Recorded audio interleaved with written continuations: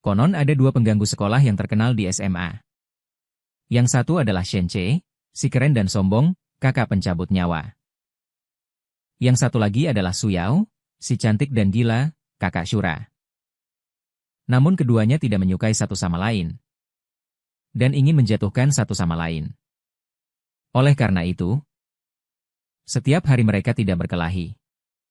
Maka mereka sedang dalam perjalanan untuk berkelahi. Dan saat ini, di sebuah gang di luar sekolah, keduanya bertengkar lagi karena masalah kecil. Shenche membuka suara pertama. Suyao, apakah kamu yang mencuri tugas adik laki-lakiku? Aku menolak untuk mengakui urusan orang terpelajar. Apakah itu bisa disebut mencuri? Aku hanya meminjamnya untuk dilihat saja. Jarak antara kami kurang dari 10 cm. Mata kami dipenuhi dengan penghinaan dan kesombongan. Dan di belakang kami masing-masing berdiri sekelompok adik laki-laki. Saat Shenche menunduk dan melirikku, dia berpikir bahwa dia telah hidup selama 18 tahun. Dan ini adalah pertama kalinya dia melihat gadis segila ini. Aku merasa tersinggung dengan tindakannya. Jadi aku berjinjit. Harus mencegahnya mendominasi dalam tinggi badan. Shenche melihat gadis itu berusaha dengan susah payah. Dan tidak bisa menahan tawa kecil. Dengan wajah penuh ejekan. Namun detik berikutnya punggung kakinya terasa sakit menusuk. Dan ada jejak kaki hitam pekat di sepatunya. Aku mengangkat bahu dengan polos. Aduh. Terpeleset. Maafkan aku. Senyum di bibir Shenche menghilang. Dia menatapku dengan alis berkerut. Apakah kamu ingin dipukul? Tetapi aku terus memajukan bibirku. Menatapnya dengan tatapan menantang. Tepat pada saat ini, adik laki-laki nomor satuku, Duruoli, mengambil sebuah batu dari tanah.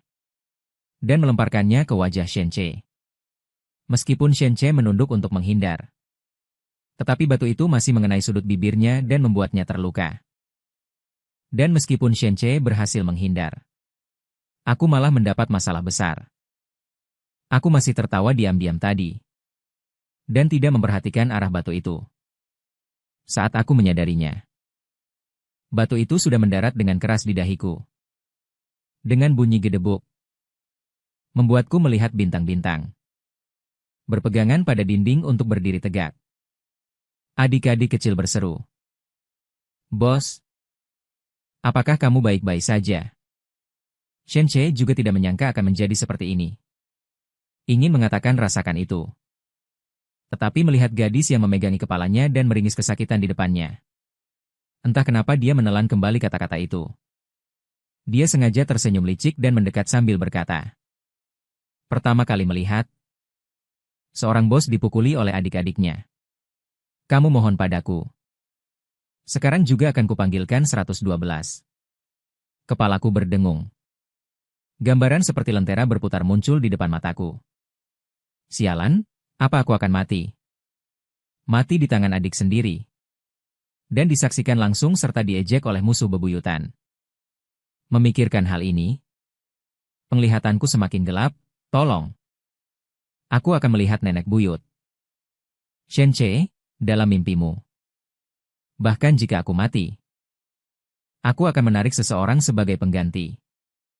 Setelah mengatakan itu, dia meraih seragam sekolah Shenche. Kerahlah. Langsung menjatuhkan orang itu ke tanah. Mengangkat tangannya dan hendak memukul dengan brutal. Kami yang berada di tingkat ini jarang memukul orang secara langsung. Ini pertama kalinya bagiku. Jelas-jelas ingin memukul Shenche. Shenche juga benar-benar tidak menyangka. Orang ini sudah benjol di kepalanya. Tetap bersikeras untuk memukulnya. Tiba-tiba, adik-adik dari kedua belah pihak tidak bisa diam. Adik-adik dari pihakku berubah menjadi teriakan. Melompat-lompat di tempat. Kak Yao sangat keren. Benar? Seperti itu? Pukulan kiri, pukulan kanan, gelap. Kak Yao, hajar dia. Hajar dia sampai mati. Adik-adik dari pihak lawan melihat bos mereka ditangkap. Berhenti. Gelisah dan menggaruk-garuk kepala. Kak Shen. Bagaimana bisa kau ditindih oleh Suyao? Kita yang berkecimpung di dunia ini pasti akan memukulmu. Shen semangat ya. Balas dendam. Suasananya sudah sampai sini.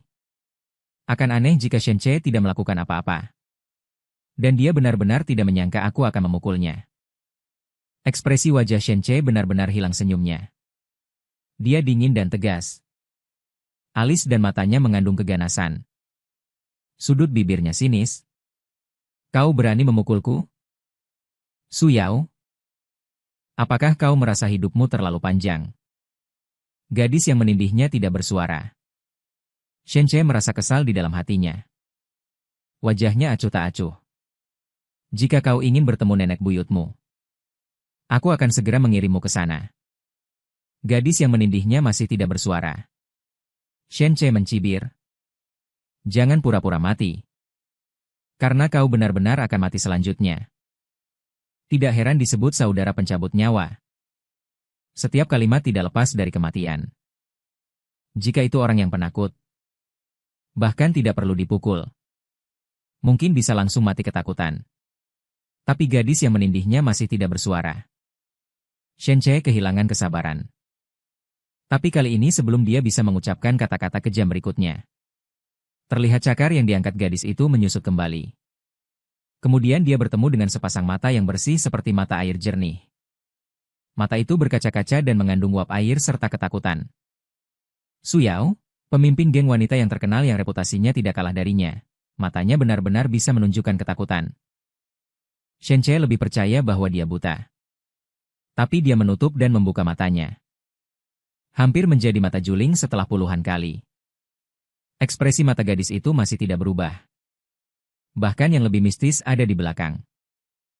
Aku membuka pupil mataku yang basah. Berbisik bertanya padanya. Apa kau menyinggung mereka? Suara itu lembut dan manis. Seperti anak kucing Shenche tertegun. Masih wajah kecil yang putih dan indah itu. Memang benar-benar berbeda dari sebelumnya. Nada bicaranya juga sangat berbeda dari sebelumnya. Suyao sebelumnya mendominasi dan ganas. Suyao sekarang patuh dan lemah lembut. Itu membuat orang tanpa alasan memiliki keinginan untuk melindungi. Ketika pikiran ini muncul di benaknya, Shenche ingin menampar dirinya sendiri. Berpikir kembali minggu lalu ketika seorang pria mesum di sebelah menggoda teman semeja Suyao. Setelah dia tahu, dia menendang orang itu dari ujung koridor ke ujung koridor lainnya, betapa hebatnya. Pada akhirnya juga sangat spektakuler. Dihukum menulis surat penyesalan yang ditandatangani. Dan membacanya di depan semua guru dan siswa dengan penuh perasaan. Apakah ratu wanita seperti dia membutuhkan perlindungan? Pikiranku kembali pada Shen. Cehe dingin dan keras. Bertanya apa maksudmu? Dia, Shenche, yang berhati serigala dan bertekad untuk menyerangku. Tidak akan dengan mudah menyesal karena sepatah kata perhatian dariku. Merasakan tatapanku tertuju pada sudut bibirnya. Ada sedikit noda darah yang belum sempat dibersihkan di sana. Aku menoleh lagi dan melirik adik kecil di sampingnya. Tubuh kecil, gemetar lebih parah. Aku berkata dengan nada pengecut dan lembut. Kenapa mereka bisa seperti ini? Begitu banyak orang menindasmu. Seorang Shenche. Aku tidak tahu sandiwara apa yang sedang aku mainkan. Lihatlah mata yang ketakutan dan panik ini. Juga penuh dengan tatapan peduli. Orang yang tidak tahu akan mengira dia telah diintimidasi. Ekspresi Shenche berubah-ubah. Baiklah, baiklah. Gayamu bertindak menjadi semakin tidak terduga.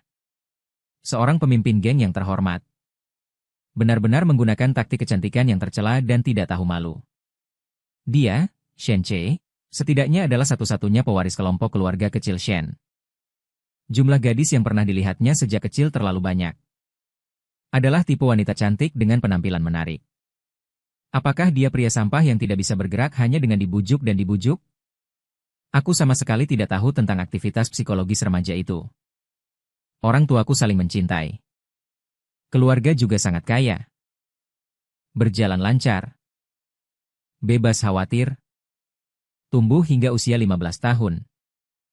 Ini pertama kalinya aku melihat pemandangan berdarah seperti itu. Meskipun aku tidak tahu mengapa aku ada di sini.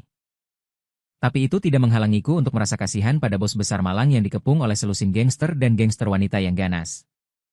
Kakak terlihat sangat. Kenapa bisa diganggu? Benar-benar menyedihkan, terutama Shenche yang tertindih di bawahnya. Saat ini, sudah siap secara mental. Tepat ketika dia bersiap untuk menjadi dingin dan tanpa ampun. Dengan kejam mencela dan mengejek. Aku berhenti sejenak. Sebuah benda lembut tiba-tiba mendarat di bibirku.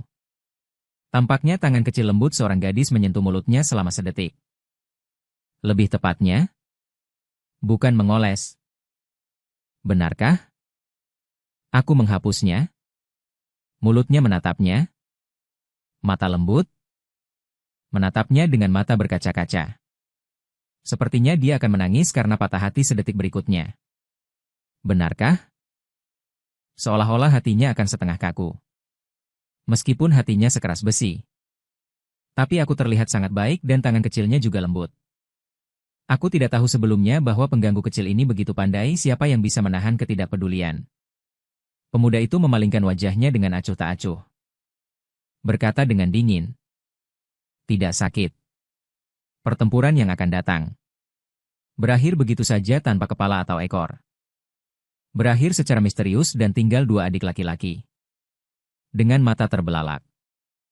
Apakah ini saudara perempuan Syura mereka yang cantik dan keren? Apakah ini saudara laki-laki Suo mereka yang keren dan sombong? Siapa mereka? Di mana mereka? Mereka sepakat untuk bertarung demi nama bos. Tapi apa yang terjadi dengan kalian berdua yang berpelukan lagi? Yang lebih mengejutkan masih ada di belakang. Aku melihatku bangkit dari tubuh Shenche. Mengeluarkan ponsel dari tas kain kecil. Memutar nomor telepon. Shenche waspada. Adik Shenche. Melihat adegan ini juga ikut gugup. Shenche memanggil orang. Semuanya perhatikan. Orang ini akan memanggil orang. Sudah membawa begitu banyak adik laki-laki dan masih memanggil orang. Ini terlalu tidak bermoral. Mereka benar. Aku memang sedang memanggil orang. Yaitu Jalan Labu ke-13. Adegan itu sangat mengerikan. Orang-orang di depannya sangat ganas. Cepatlah. Kalau tidak, aku dan kakak laki-lakiku akan kehilangan nyawa. 5 menit kemudian, suara sirene mobil polisi terdengar di dekatnya. 2 menit kemudian, selusin polisi bersenjata lengkap melompat keluar dari mobil polisi. Menunjuk ke arahku dan yang lainnya dan menyuruhnya untuk berjongkok dengan kepala di tangan. Tidak ada yang boleh bergerak. Kalian ini tidak tahu apa-apa. Anak-anak nakal yang tidak belajar dengan baik ini cukup berani. Berani memukuli orang di jalanan. Semua orang berjongkok dengan kepala di tangan sambil terkejut. Mereka jelas-jelas berkelahi secara diam-diam. Bagaimana bisa polisi datang? Aku melihat polisi datang. Tiba-tiba aku menghela napas lega. Aku berjinjit dan menyentuh kepala Shenche. Menghibur. Kakak, jangan takut. Paman polisi akan melindungi kita. Kelopak mata Shenche berkedut seperti kejang. Sudah tidak ada waktu untuk menyelidiki. Mengapa aku memanggilnya kakak laki-laki? Karena saat ini ada sesuatu yang 100.000 kali lebih penting dari ini. Hal itu, dia menunjuk ke polisi yang akan tiba di medan perang dalam 3 detik dan bertanya padaku. Polisi? Kamu memanggilnya? Aku berkedip-kedip. Berkata dengan sangat gembira. Iya, iya. Jangan takut, ya. Aku sudah menyuruh paman polisi untuk menangkap mereka semua. Mereka akan dipenjara. Aku mengangkat daguku. Dengan ekspresi bangga. Shenche benar-benar ingin mengatakan 10.000 kalimat. Sialan. Selusin remaja dan pemudi setengah baya di kantor polisi masuk ke ruang interogasi seperti pangsit. Satu demi satu. Shenche dan aku berjalan di depan. Adik-adik berjalan di belakang.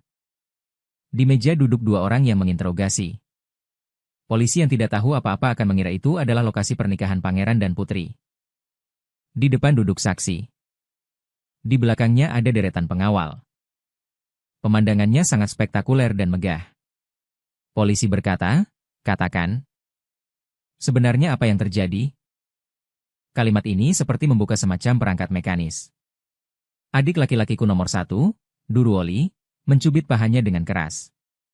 Kemudian berbaring di tanah. Dan mulai menangis terseduh-seduh. Paman polisi. Anda harus membela sahabat baik saya, Yao Yao. Kami berjalan dengan baik di jalan sepulang sekolah. Tetapi ketua geng sekolah, Shen Che, membawa anak buahnya. Menghadang kami di gang labu. Memaksa saya untuk berteriak. Kakak Shen Che, adik kelas 5 yang pertama melompat. Omong kosong, itu semua omong kosong. Benjolan di kepala Durwoli Suyao. Jelas kamu yang memukulnya. Kalian tentara keluarga Su benar-benar tidak tahu malu. Adikku C. Wang Dachun bahkan lebih marah sampai wajahnya memerah. Keji, tidak tahu malu, dan berbohong. Paman polisi. Anda harus membela saudara Shen kami. Merekalah yang menjebak kami polisi. Menepuk meja. Ruang interogasi. Dilarang berteriak keras. Semua orang langsung terdiam. Namun, setelah mendengar deskripsi mereka, polisi menyadari bahwa gadis kecil yang lapor ini sepertinya mengenal kelompok lain. Jika demikian, maka tidak mudah untuk membuat kesimpulan. Polisi menunjuk ke Durwoli dan kelompoknya dan bertanya kepada saya.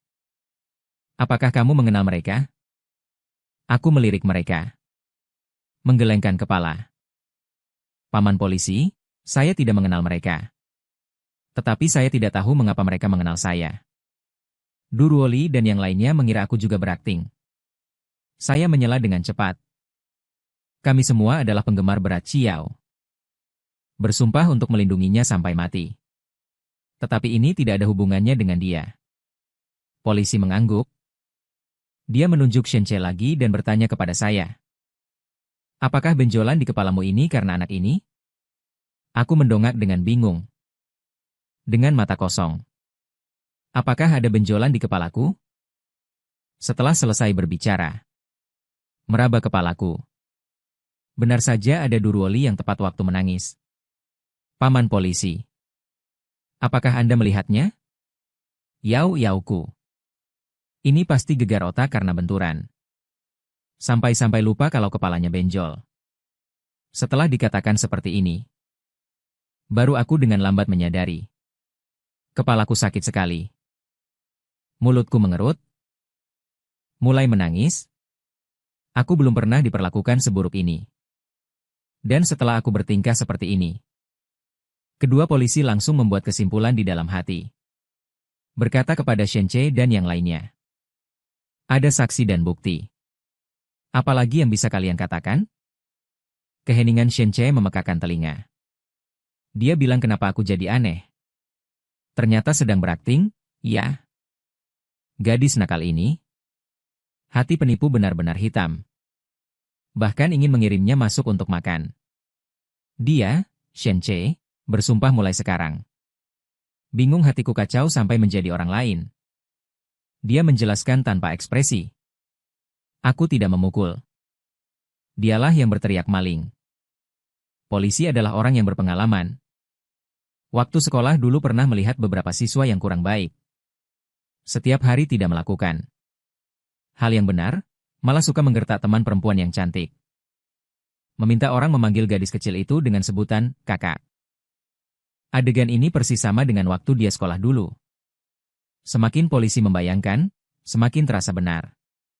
Sorot mata yang memandang Shen Che dipenuhi dengan penghinaan. Kau bilang, anak muda sebesar ini menggertak teman perempuan, apa hebatnya? Sudah menggertak. Tidak mau mengakui, benar-benar buruk. Shen Che tidak bisa berkata apa-apa. Hari ini dia akhirnya tahu apa itu dijebak dengan kata-kata. Pada akhirnya, orang-orang dari pihakku dibebaskan oleh polisi. Orang-orang dari pihak Shen Che ditahan. Karena masih di bawah umur, hukumannya diringankan. Menulis surat pernyataan. Menunggu orang dewasa dari rumah datang menjemput ke kantor polisi. Adik Shen Che tercengang. Jelas-jelas adikku yang ingin memukul bos mereka. Malah tidak sengaja melukai bos sendiri. Siapa sangka ini jebakan. Bisa-bisanya berbalik menimpa mereka. Dulu hanya tahu keluarga Su itu jahat. Sekarang baru tahu kalau mereka juga sangat jeli. Geng aktor yang hina, tak tahu malu, licik, dan curang ini tidak terima. Kami tidak terima. Polisi kembali membanting meja dengan keras. Dilarang membuat keributan di ruang interogasi. Polisi berkata dengan nada tidak sabar. Kamu sudah membuat benjolan besar di kepala gadis itu. Dan dengan tatapan tidak setuju, dia menambahkan kepada kelompok remaja yang marah di depannya. Kalian harus berterima kasih karena masih di bawah umur. Kalau tidak, orang tua kalian tidak akan menjemput kalian. Kalian berandalan kecil ini harus merasakan bagaimana rasanya. Bagaimana rasanya menjadi tahanan? Setelah keluar dari kantor polisi, aku langsung melapor ke polisi. Demi terlihat keren untuk kakak perempuan. Kenapa kakak malah memasukkan orang ke penjara? Jadi aku menoleh dan bertanya kepada Durwoli di samping. Benarkah benjolan di kepalaku ini? Karena dipukul oleh kakak itu? Durwoli tertawa terbahak-bahak. Bos, kamu ketagihan drama ya? Yang lain juga terkejut. Pei Zhao menegur. Masih memanggilnya kakak. Kalau tidak tahu, pasti mengira kamu amnesia. Bos, tahukah kamu? Saat kamu melapor ke polisi, aku benar-benar mengira kamu akan melakukan keadilan. Membiarkan polisi menangkap kami semua. Ternyata menjebak Shen Che. Tidak heran kamu adalah bos. Membayangkan kaki tangan Shen Che. Tatapan mereka tadi membuatku merasa nyaman. Beberapa orang tertawa terbahak-bahak. Membuat ekspresiku semakin bingung. Kalian siapa? Apa yang kalian bicarakan? Bukankah kalian yang menindas kakak itu? Aku ingin polisi menangkap kalian semua. Kali ini beberapa anak buah tidak bisa tertawa. Wajah mereka serius. Ada yang tidak beres dengan bos? Aku menatap mereka dengan tatapan kasihan. Ibuku sangat ahli dalam pengobatan. Untuk kalian yang otaknya tidak berfungsi dengan baik, dia pasti bisa menyembuhkan kalian. Apa kakak dan adik perlu aku bantu menelepon? Beberapa orang benar-benar kehilangan kata-kata. Durwoli menarik napas dalam-dalam. Bos, kamu tahu umurmu berapa sekarang? Aku dengan patuh berkata. 15. Durwo menarik napas dingin. Lalu apakah kamu masih ingat ayahmu dan ibumu, tanpa menunggu dia berbicara? Setelah selesai berbicara, aku tanpa ragu berkata. Tentu saja aku ingat ayah dan ibuku. Ayahku adalah bos besar penjual rumah. Ibuku adalah dokter psikiater. Mereka sangat suka mengatakan bahwa aku adalah buah dari cinta mereka. Aku juga sangat mencintai mereka. Aku merasa aku adalah anak paling bahagia di dunia. Kali ini mereka bertiga tidak bisa berkata apa-apa. Semua yang aku katakan ini mereka tahu. Tapi ini semua adalah kejadian sebelum usia 15 tahun. Setelah aku merayakan ulang tahunku yang ke-15. Orang tuaku bercerai. Karena ibu berselingkuh, keduanya cukup bahagia saat baru bersama. Setelah sekian lama, ibu Su mulai tidak menyukai kekasaran dan ketidakberadaban ayah Su. Awalnya masalah mental. Kemudian perselingkuhan fisik. Su untuk mengejar kebahagiaannya sendiri. Melahirkan dengan operasi sesar dan meninggalkan putrinya. Untuk menerima rasa aman yang besar setelahnya. Juga tidak memulihkan simpul hatinya yang benar-benar hancur. Dengan kata lain, ingatanku berhenti pada saat paling bahagia. Usia 15 tahun, mereka bertiga merasa ada masalah dengan otakku. Dengan bujuk rayu, mereka membawaku ke rumah sakit terdekat. Aku tidak senang. Bagaimana mungkin aku tidak ingat berapa usiaku tahun ini? Tapi kata-kata dokter selanjutnya menghancurkan kepercayaan diriku menjadi debu. Dokter bertanya kepada gadis kecil itu. Siapa namamu? Aku tertegun sejenak. Berbicara? Suyao, dokter melihat catatan informasi. Ekspresinya sedikit lega dan bertanya lagi. Berapa umurmu tahun ini? 15. Warna wajah dokter langsung berubah suram. Ekspresi dua perawat di belakangnya juga menjadi aneh. Bertanya lagi. Sekarang tahun berapa? Aku menjawab tanpa ragu. Tahun 2020, kelompok bertiga itu merasa seolah-olah kepala mereka akhirnya mendarat dengan aman. Yao Yao. Kamu hilang ingatan. Jika perkataan trio itu tidak bisa dipercaya. Lalu alasan apa dokter berbohong padaku? Aku benar-benar panik sekarang. Berbicara dengan tergagap. Kalian menipu anak kecil saja. Si Sheng mengeluarkan cermin dari sakunya. Mengarahkan padaku, gadis kecil. Lihat sendiri apakah wajahmu mirip? Duruoli yang berusia 15 tahun mengeluarkan kalender ponsel dan menggoyangkannya. Aku tidak tahu apakah kamu yang berusia 15 tahun bisa membaca? Ayo. Aku akan membacakannya untukmu. Sekarang tanggal 18 September 2022. Saat ini, ekspresi semua orang saat melihatku. Seperti melihat orang idiot. Bahkan jika aku benar-benar amnesia. Maka ingatanku juga berhenti di usia 15 tahun. Bukan 5 tahun. Kenapa harus menatapku dengan tatapan seperti orang bodoh? Aku sangat pintar sebagai penyebab utama amnesiaku. Duruoli bertanya kepada dokter dengan wajah sedih. Kapan Yao di keluarga kami bisa memulihkan ingatannya? Zhang Meng langsung saja, 5 juta. Bisakah diobati? Wajah dokter menjadi gelap. Ini bukan masalah yang bisa diselesaikan dengan uang. Menurut hasil pemeriksaan, ada sedikit gumpalan darah di otak gadis ini. Menekan saraf, tapi tidak masalah besar.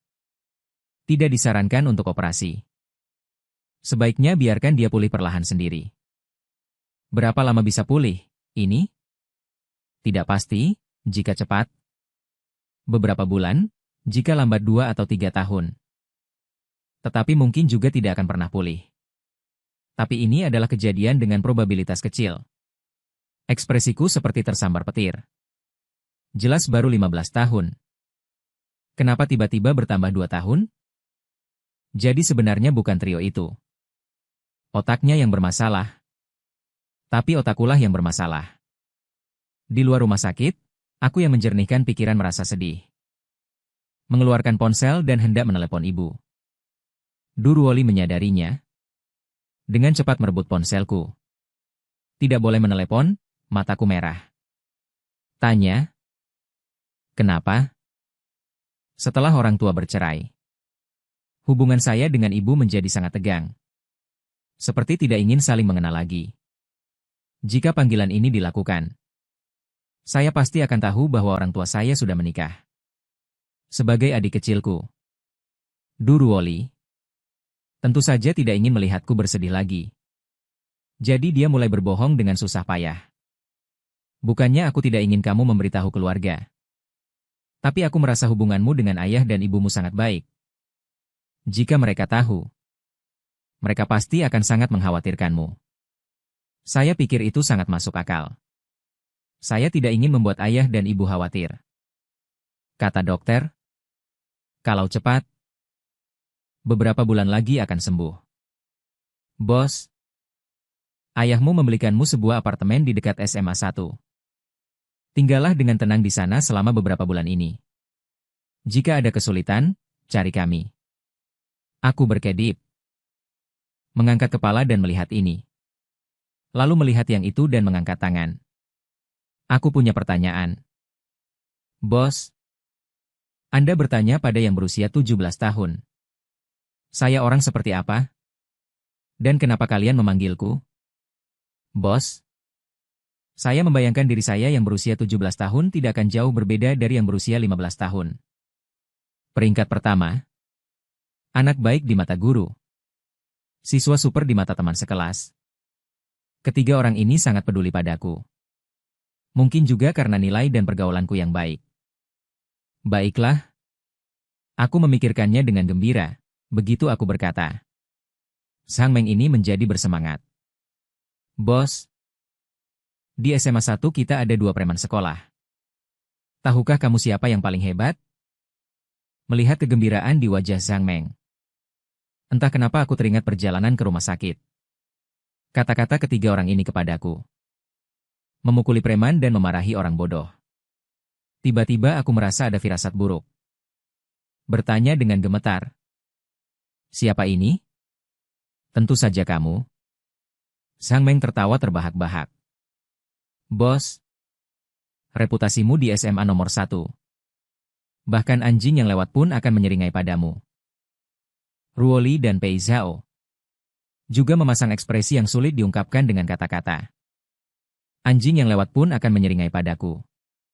Apakah ini sesuatu yang membanggakan? Aku adalah siswa teladan. Kenapa aku menjadi pemimpin berandalan?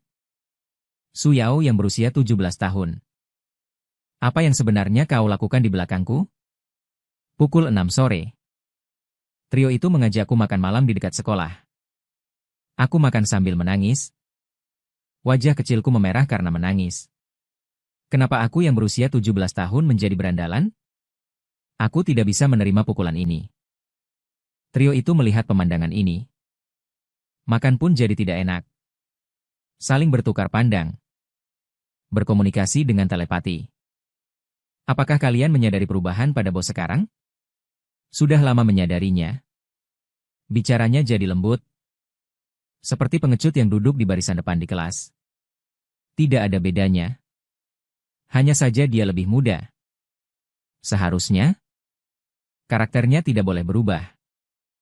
Kenapa bos yang berusia 15 tahun menjadi lemah? Dalam hati Zhang Meng. Aku adalah tipe orang yang terlahir berani dan akan melawan jika tidak puas. Tapi pengecut yang menangis di depan mata mereka ini membuat Zhang Meng dan Pei Zhao menatap. Tatapan ke arah Duruoli membawa celaan. Jika bukan karena orang ini, bos tidak akan menjadi seperti ini, membuat orang memandang rendah.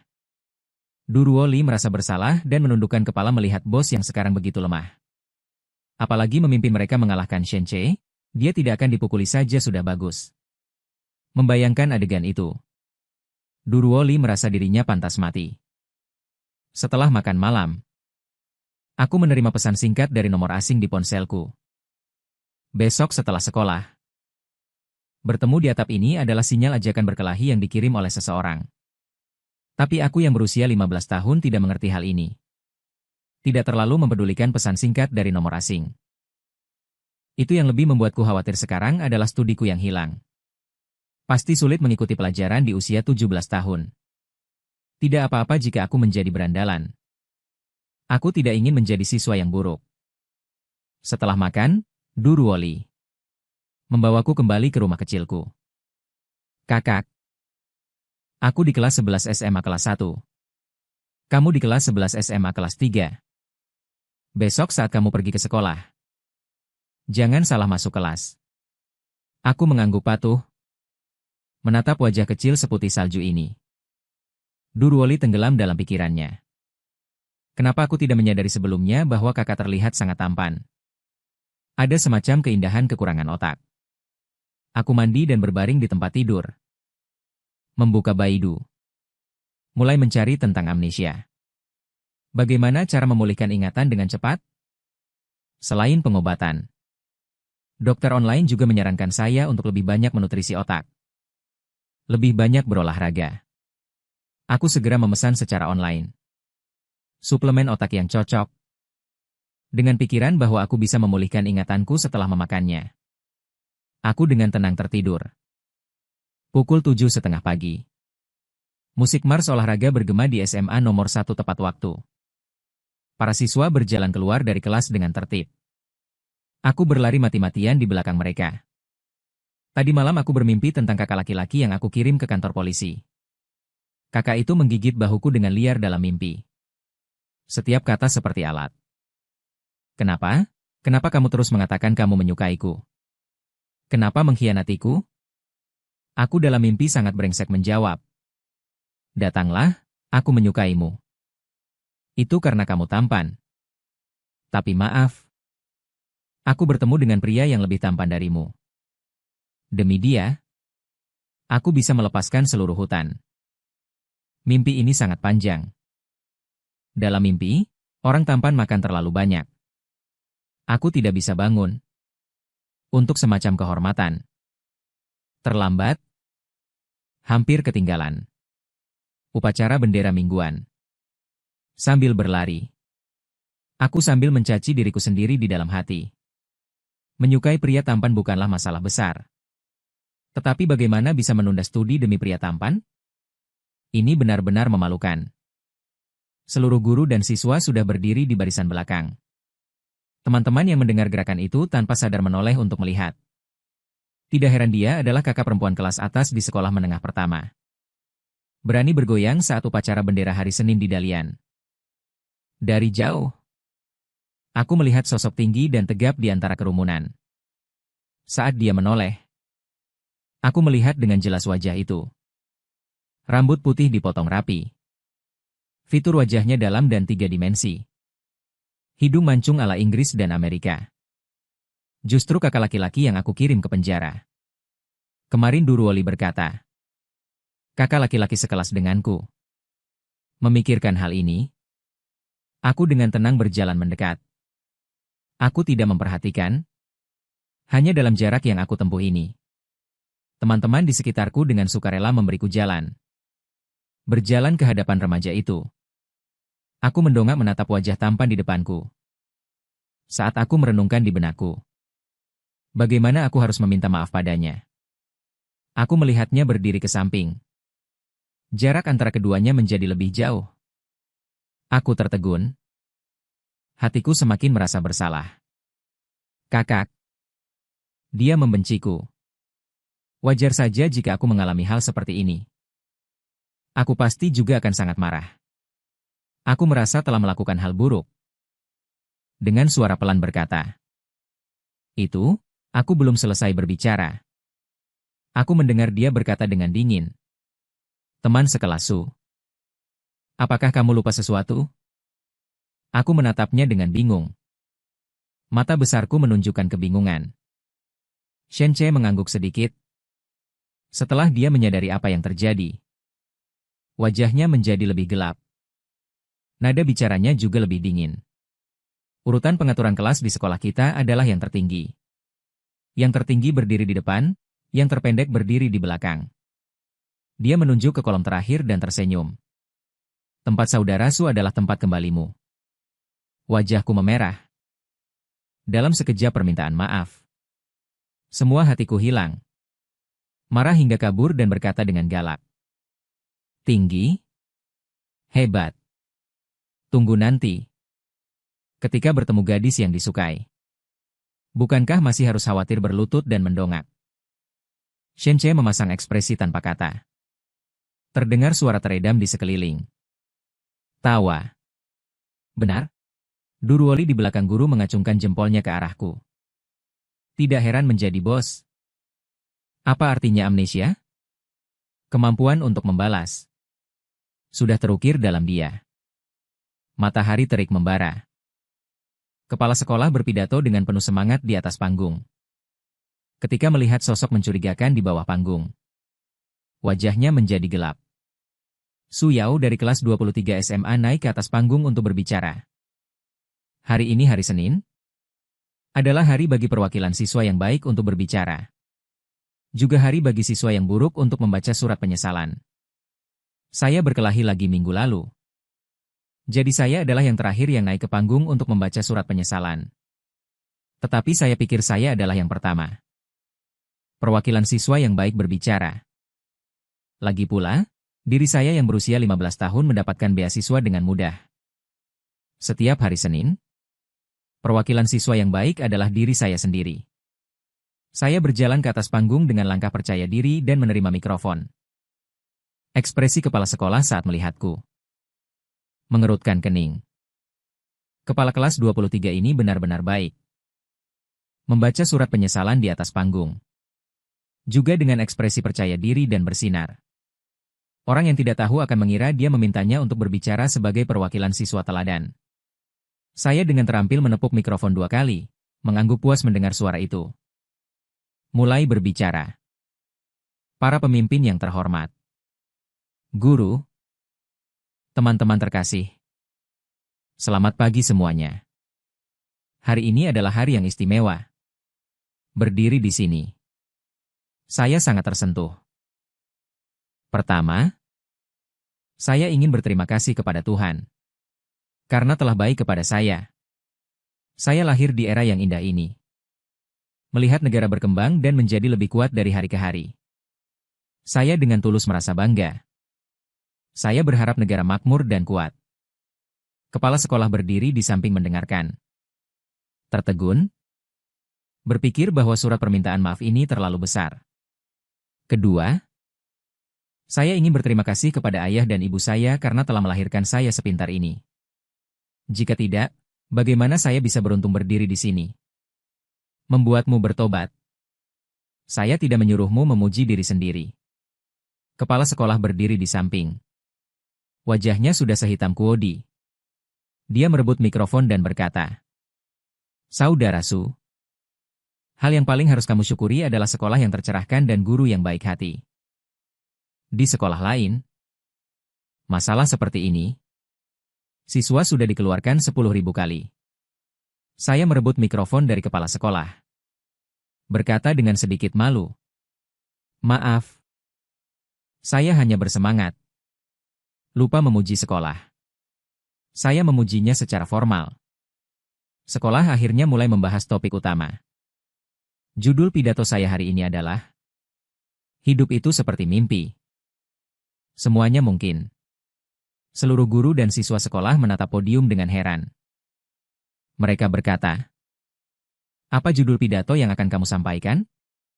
Kepala sekolah menatapku dengan tidak percaya. Saya mengabaikan ekspresinya. Melanjutkan pidato. Dalam hidup ini, tidak ada yang berjalan mulus. Akan selalu ada rintangan yang tidak bisa dilewati. Sama seperti saya, detik sebelumnya adalah siswa teladan yang dicintai semua orang. Detik berikutnya saya menjadi berandalan kecil yang dibenci semua orang. Meskipun begitu, saya tidak akan pernah menyerah. Karena musim semi pergi dan musim dingin datang. Kehidupan yang indah membutuhkan perjuangan terus-menerus. Kamu tidak pernah tahu apa yang akan terjadi selanjutnya. Dan tidak pernah tahu kapan mimpi itu akan berakhir. Tapi satu-satunya hal yang pasti adalah, menjadi berandalan tidak berarti bodoh. Baik dalam kenyataan maupun dalam mimpi. Aku tetaplah aku, orang yang dicintai semua orang. Aku adalah orang yang belajar dengan giat. Jika tidak, aku tidak akan berdiri di sini sebagai perwakilan siswa berprestasi untuk memberikan pidato. Akhirnya, aku ingin berterima kasih pada diriku sendiri. Terima kasih pada diriku yang berjuang untuk belajar. Dan lebih berterima kasih pada kehidupan yang luar biasa ini. Bersorak dan bersorak untuk diriku yang luar biasa. Pidatoku sampai di sini. Terima kasih semuanya. Setelah berbicara, aku membungkuk dalam-dalam. Keheningan terjadi. Keheningan seperti kematian. Beberapa detik kemudian, teman-teman sekelas di bawah panggung tertawa terbahak-bahak. "Hahaha, tolong. Aku akan dibuat gila oleh keseriusan Sister Yao. Su Yao, berapa kilo anggur palsu yang kamu minum? Jangan bilang, jangan bilang. Tingkat sastranya cukup tinggi." Kata-kata yang baru saja dia katakan dapat dipilih sebagai contoh terbaik untuk pidato siswa SMP. Shen Che, yang berdiri di barisan depan di bawah panggung, tidak pernah menyangka aku akan melakukan hal seperti itu. Seluruh proses pidato sangat bersemangat. Seperti siswa teladan sungguhan. Setelah beberapa saat, aku sepertinya menyadari dan melihat ke sana. Mata bertemu. Aku tertegun. Seolah memikirkan sesuatu yang tidak menyenangkan. Mengerutkan hidungnya. Lalu mengalihkan pandangannya. Mendengus dengan sangat sombong. Shen Che menatapku dengan bingung. Pembagian kelas di sekolah diurutkan berdasarkan nilai. Siswa terbaik diurutkan di kelas 1. Yang terburuk adalah kelas terakhir. Ada 13 kelas di kelas 2 SMA. Liu Zhenhua adalah wali kelas 13 SMA. Setiap kali ada siswa di kelas yang melakukan kesalahan, dia akan merenungkan dirinya sendiri. Apakah dia melakukan terlalu banyak perbuatan jahat di kehidupan sebelumnya? Sehingga dia ditempatkan di kelas 13 di kehidupan ini. 2 orang yang paling bermasalah di seluruh sekolah ada di kelasnya. Celaka. Suasana hati Liu Zhenhua sangat berat. Ekspresinya sangat buruk. Dia berdiri di podium dan mulai memberi kuliah kepada siswa di kelasnya. Teman-teman, kelas 2 SMA adalah tahun terpenting dalam hidup kalian. Setiap hari tidak belajar. Mau melakukan apa? Kelas akan segera dimulai. Teman-teman sekelas secara bertahap berjalan ke tempat duduk mereka. Mendengar ini, mereka semua mengeluh dalam hati secara bersamaan. Saat kelas 1 SMA, Lau Liu juga mengatakan hal yang sama. Entah apakah Lau Liu masih akan mengatakan hal yang sama saat kelas 3 SMA. Lau Liu justru semakin bersemangat saat berbicara. Pengetahuan kelas 2 SMA relatif sederhana. Pengetahuan kelas 2 SMA adalah yang tersulit dan paling kompleks di SMA. Singkatnya, kelas 2 SMA adalah titik balik di SMA. Baik atau buruknya nilai kelas 2 SMA secara langsung menentukan nilai ujian masuk perguruan tinggi kalian. Dan ujian masuk perguruan tinggi adalah titik balik dalam hidup. Sekarang adalah semester kedua kelas 2 SMA. Hanya tersisa kurang dari 1,5 tahun. Kurang dari 1,5 tahun ini dikurangi akhir pekan, liburan musim dingin dan musim panas, dan kemudian dikurangi waktu makan dan tidur. Coba kalian hitung sendiri berapa banyak waktu yang tersisa. Artinya, hanya tersisa kurang dari 3 bulan. Saya dengan jelas memberitahu kalian. Siswa laki-laki, jika kalian tidak berusaha sekarang, di masa depan akan menjadi bujangan. Siswa perempuan, jika kalian tidak berusaha sekarang, di masa depan akan ditangkap untuk menikah dan melahirkan. Siswa laki-laki dan perempuan yang tidak peduli menjadi pucat setelah mendengar bagian kedua. Dan kaki mereka mulai gemetar. Beberapa siswa bahkan mengeluarkan buku dari meja mereka. Dan beberapa siswa diam-diam memasukkan kapas ke telinga mereka. Orang yang memasukkan kapas itu langsung tertangkap oleh mata tajam Liu Zhenhua. Dengan marah berkata, "Saudara bodoh yang memasukkan kapas ke telinganya itu." Saya berdiri. Saudara bodoh itu memasukkan kapas ke telinganya.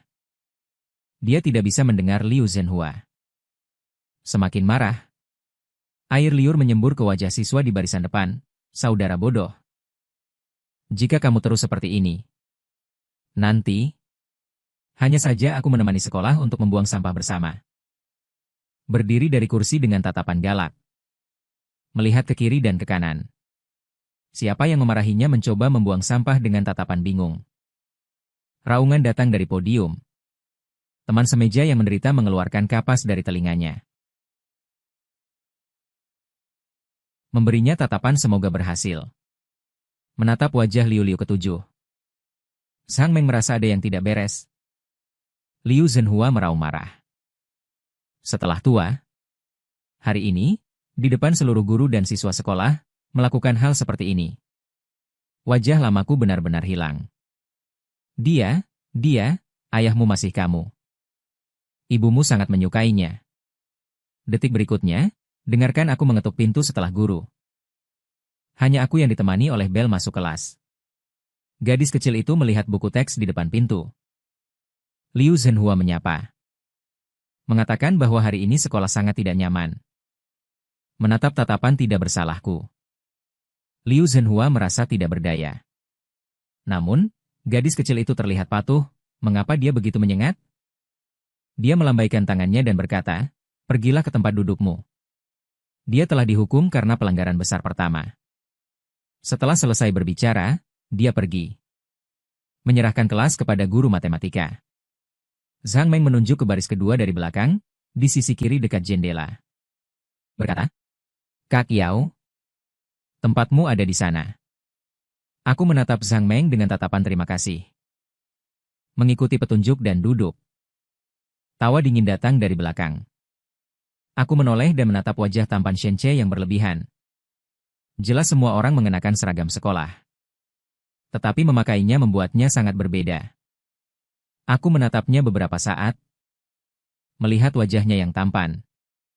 Tiba-tiba aku tidak terlalu marah. Aku takut guru mendengar, jadi aku merendahkan suara.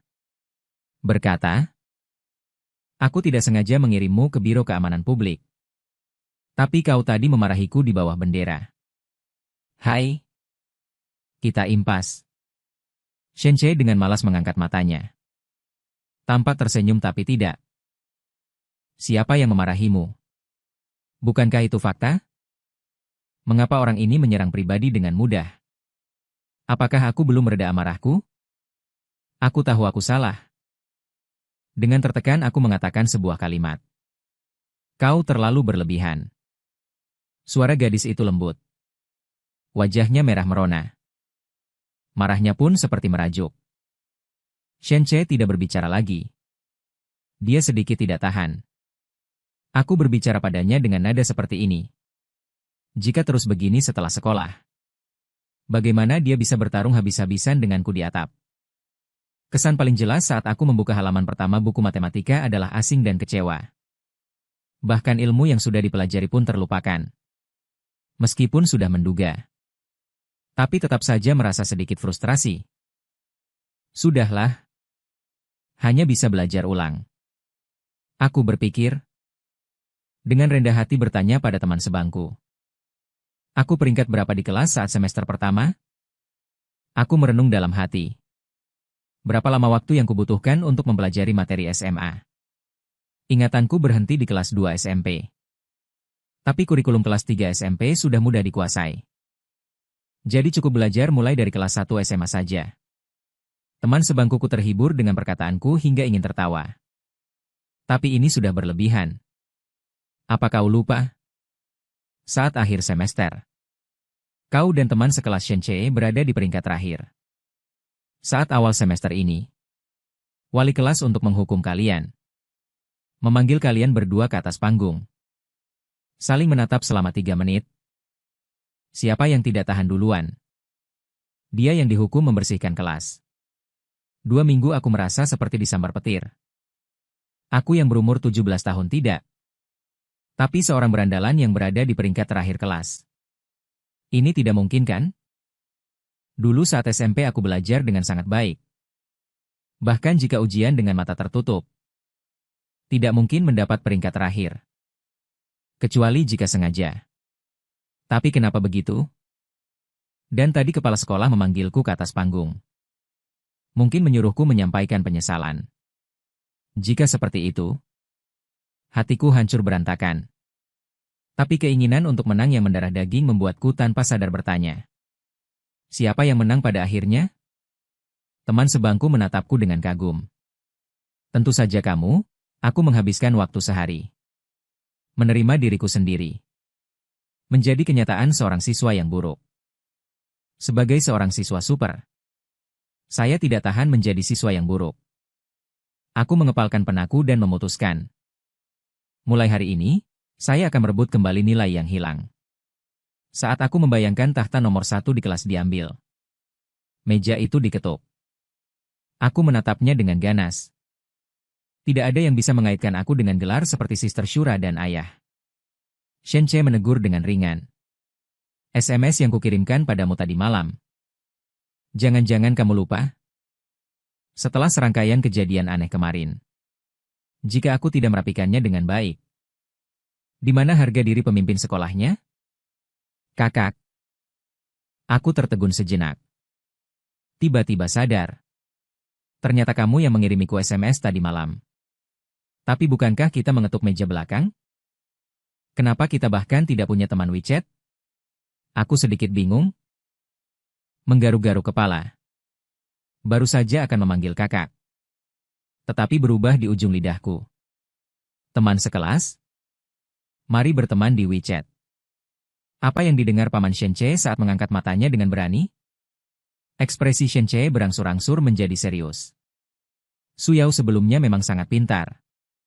Tapi tidak suka menggunakan otaknya. Tidak memendam apapun. Jika tidak puas, maka lakukan. Itu terlalu bagus. Mudah untuk dihadapi jika dia mengerti.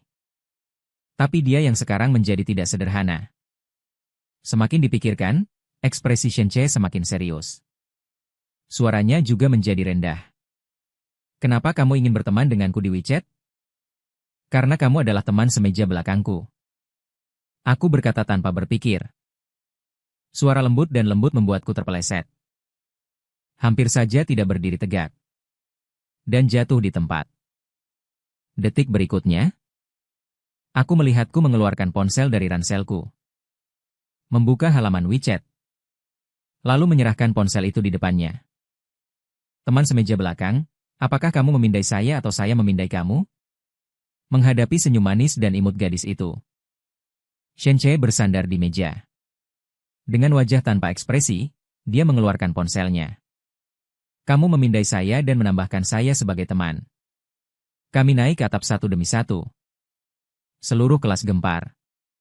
Tidak tahu siapa yang mengatakan dengan nada dingin. Apakah kalian merasa bahwa Yao Ji dan Shen Ge berbicara aneh? Yang saya maksud adalah aneh yang seperti itu. Siswa lain dengan gila-gilaan mendukung. Aku sangat mengerti. Tanya saja siapa musuh bebuyutan yang saling menambahkan WeChat. Yang paling penting adalah, Yao Ji benar-benar memanggil Shen-che dengan nada yang begitu manis. Tanya saja siapa di antara kalian yang pernah melihatnya? Lebih penting lagi, bagaimana Shen Ge bisa memasang wajah sedingin itu? Mengatakan hal-hal yang begitu tidak berguna. Memintamu untuk menambahkan saya. Ini mungkin harga diri terakhir Shen Ge.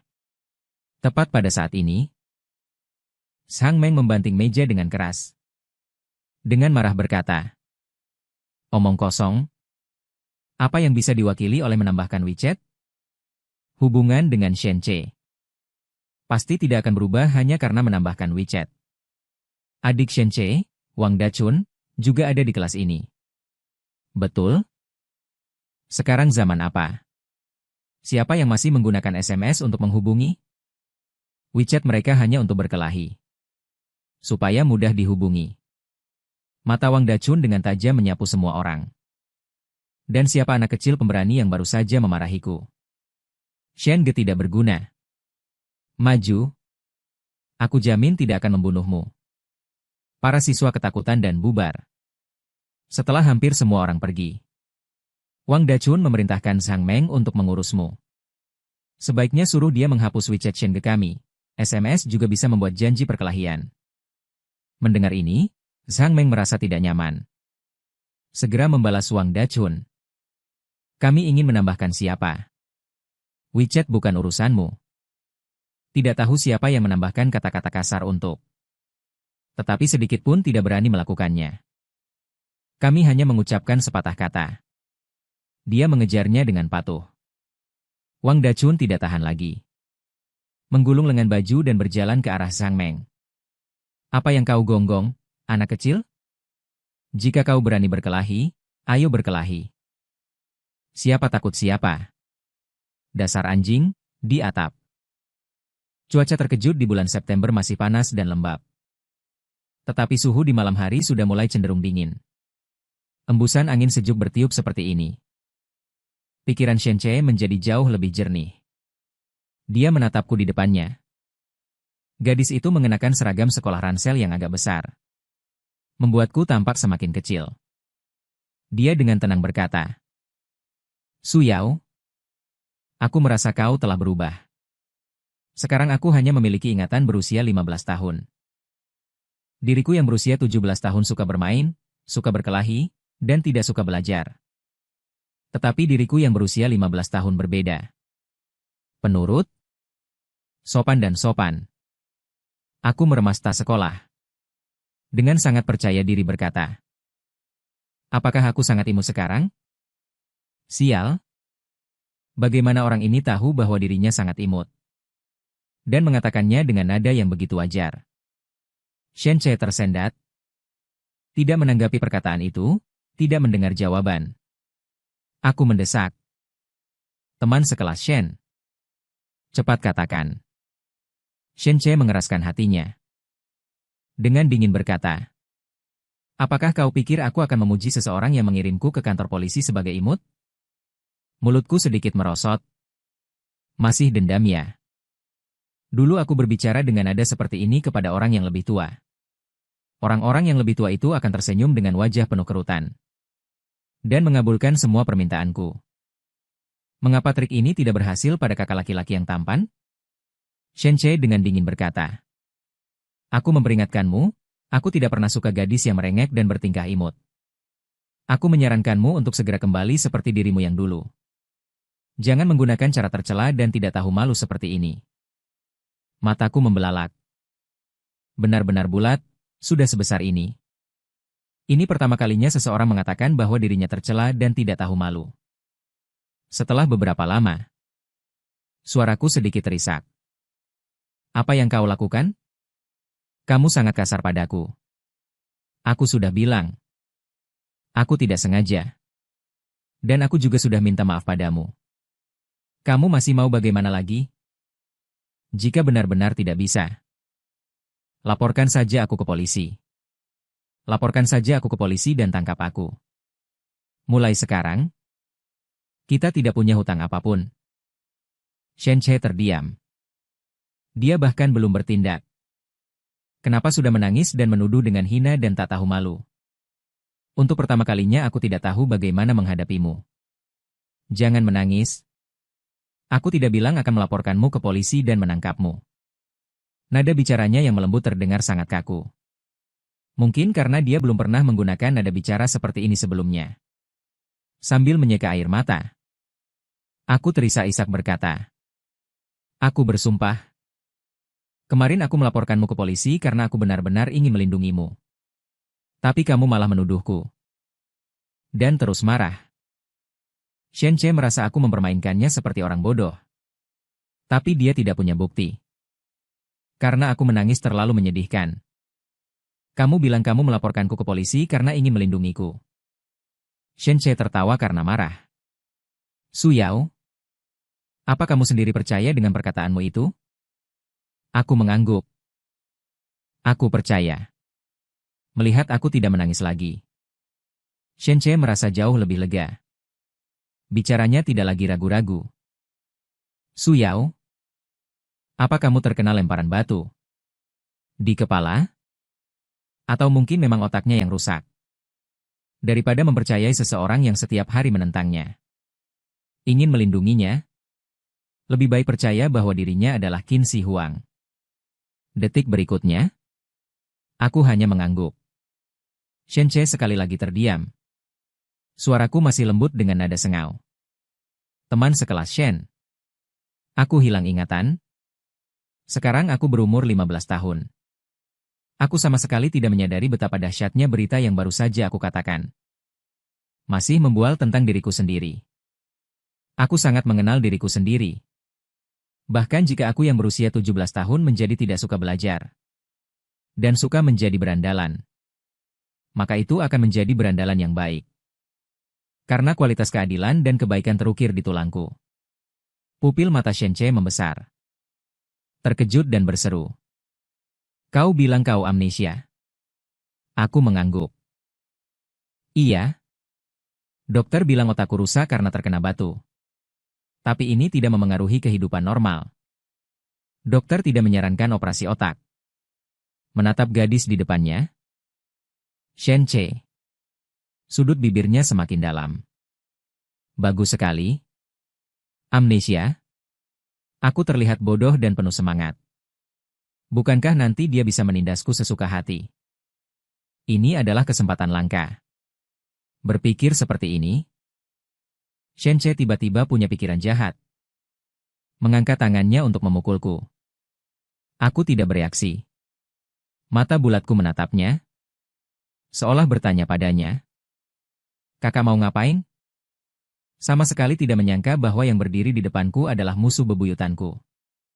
Begitu tanpa pertahanan dan begitu polos berdiri di depannya. Kelopak mata Shen Che berkedut, Su Yao yang linglung.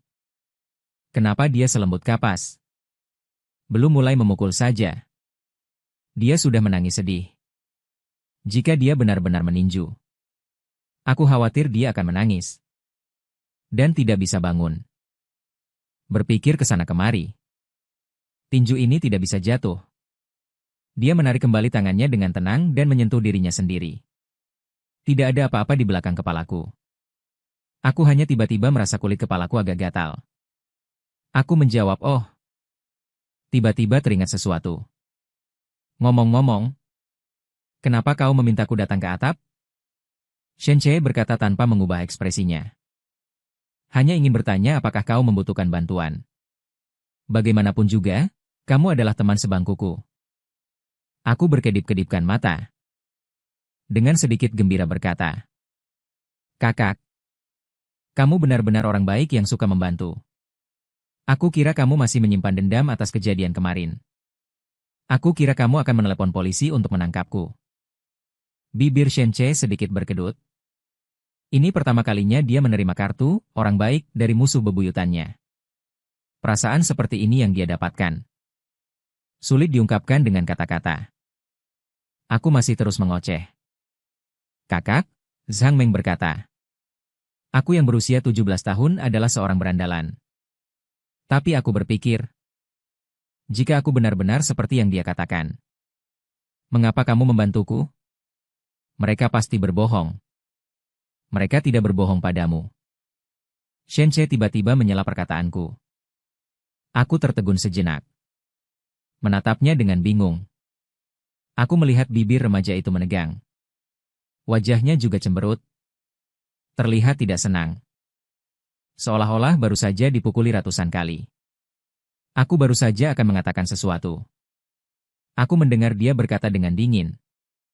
Kamu adalah seorang berandalan kecil. Zhang Meng adalah adikmu.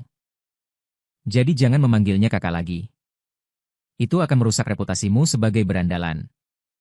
Aku mengerucutkan bibirku tanpa sadar melirik Shenche. Bertemu dengan tatapannya. Wajah tanpa ekspresi. Rasa malu muncul di hatiku. Tapi aku masih bertanya dengan tidak putus asa.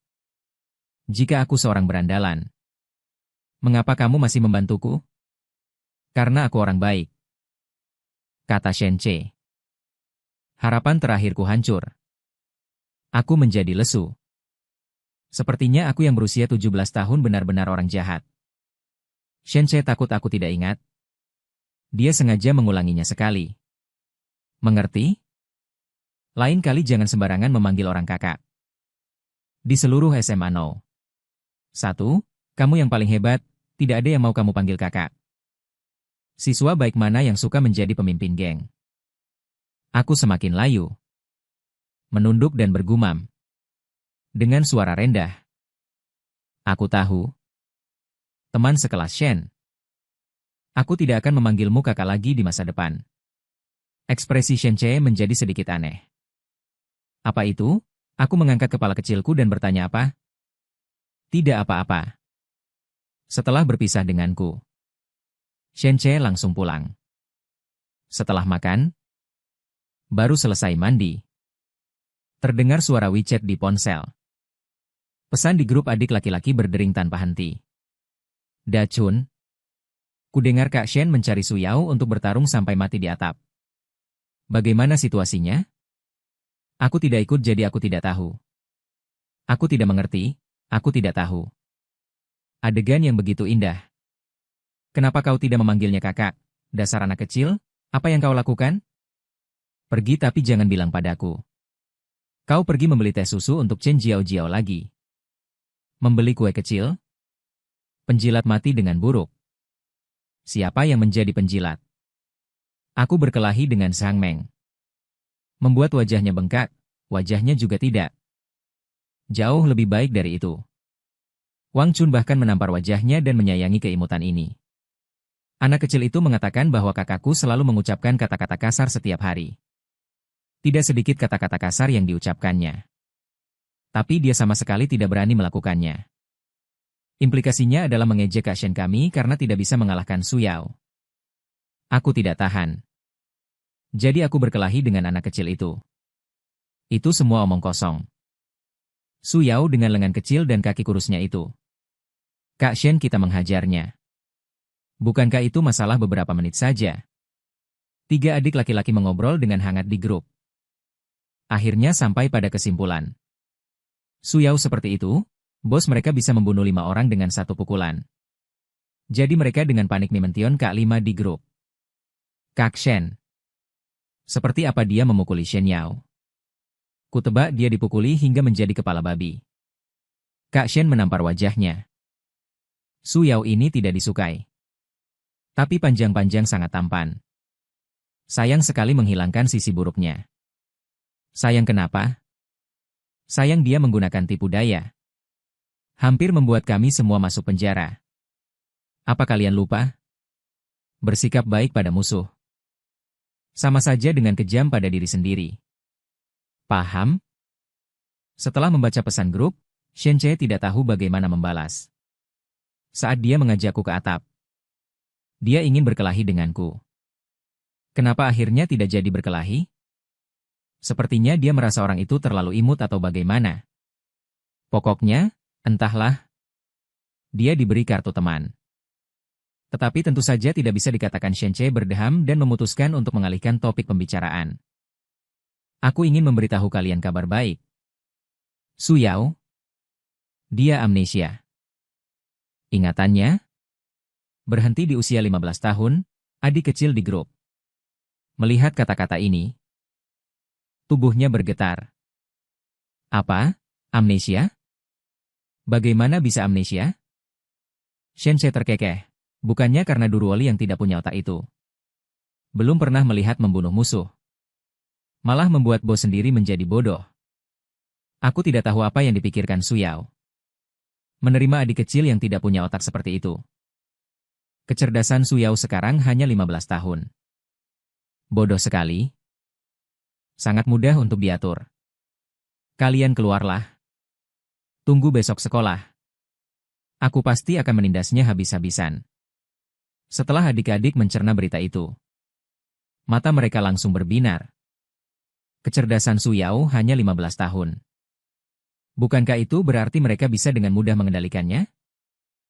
Ini benar-benar kabar baik yang luar biasa. Pukuli dia, beritahu dia siapa bosnya, tampar dia di depan seluruh siswa. Biarkan dia takut setengah mati saat melihatku di masa depan. Siapa bosnya? Hanya saja aku ingin kepalaku berdarah.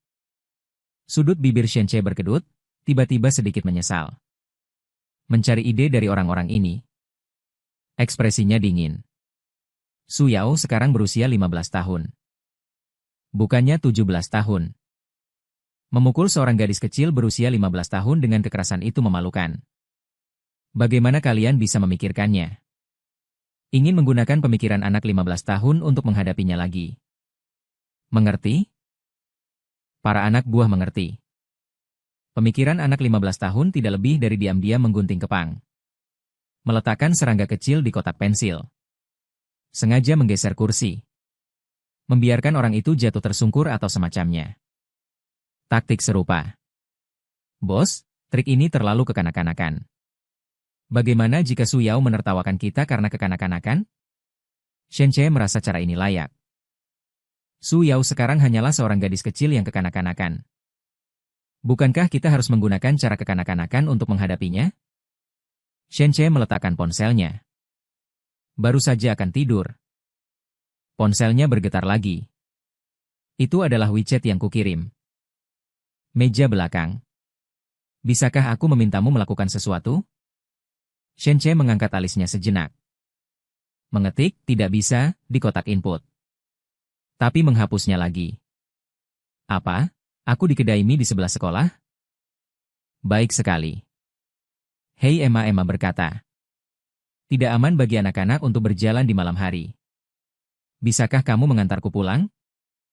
Setelah selesai berbicara, dia juga mengirimkan seekor anak kucing dengan mata berair. Mata besar berkata. Emotikon memohon. Shenche tersenyum jahat, yang tampak menyedihkan. Gadis kecil ini benar-benar menganggapnya orang baik. Benar-benar menertawakannya. Shenche. Bagaimana mungkin dia mengantar musuh bebuyutannya pulang? Pukul 9.55 larut malam. Aku berdiri di depan kedai mie. Melihat ke kiri dan ke kanan. 15 menit yang lalu. Seorang pria tampan bermarga Shen membalas dengan dingin di WeChat. Berdiri di depan kedai mie, jangan pergi kemanapun. Dia akan segera datang. Jadi aku dengan patuh berdiri di depan pintu. Setelah berdiri sebentar, aku merasa betisku agak sakit. Jadi aku berjongkok saja. Shenche datang dengan mobil keluarganya. Dari jauh sudah terlihat papan nama kedai mie saya dan lampu jalan redup yang menyatu. Menyinari bayangan kabur seorang gadis. Sesosok kecil hitam meringkuk di depan pintu toko. Seperti anak kucing liar kecil yang tidak diinginkan. Seolah merasakan sesuatu. Aku mengangkat mataku. bertatapan mata. Aku tertegun sejenak. Detik berikutnya mataku melengkung ke atas. Berdiri, melambai padanya. Teman sekelas Shen, aku di sini.